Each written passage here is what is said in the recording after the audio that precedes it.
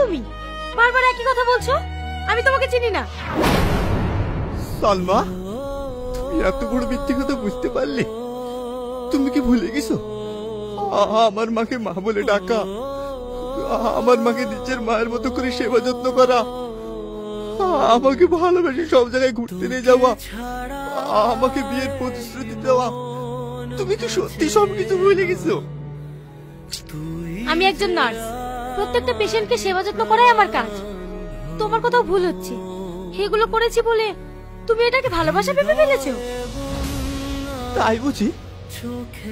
এটা যদি ভালোবাসা না হয় তাহলে পৃথিবীর কোনো ভালোবাসা সত্যি না। তুমি একটা বেঈমান, তুমি জীবনেও শুকাইতে পারবে না। এই ছোট লোকের বাচ্চা, তুই আমার হবু বউকে বেঈমান বললি? দাঁড়াও, ওর মেন্টালি প্রবলেম আছে, ওর গায়ে কেউ হাত দেবে না। ওকে এখান থেকে বের করে দাও। এই একে নিয়ে যা, ভালো করে ট্রিটমেন্টটা করে দিবি। চল চলো। সালমা, আমি পাগল না। সালমা, সালমা, তুই আমাকে একবার বলে ভালোবাসো। সালমা, সালমা।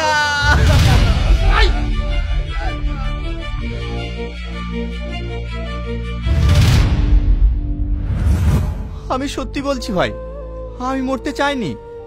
আমি সালমাকে অনেক ভালোবাসতাম, শুধু সালমার জন্য আমি মরতে বাধ্য হয়েছি। আর তোর কাছে আমার একটাই অনুরোধ ভাই, আমার অন্ধ আর বোনের খেয়াল রাখিস।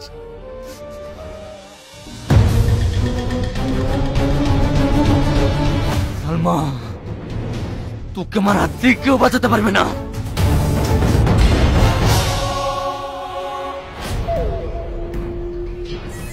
সিস্টার, বলছি আপনাদের এখানে সালমা বলে একটা মেয়ে কাজ করে, মেয়েটা এসছে? ও, সালমা ম্যাডামের কথা বলছেন? উনি তো 4 দিন হয়ে গেল নার্সিং হোমে আসেনি। বলছি ওনার অ্যাড্রেসটা দেবেন প্লিজ। ঠিক আছে, দিচ্ছি।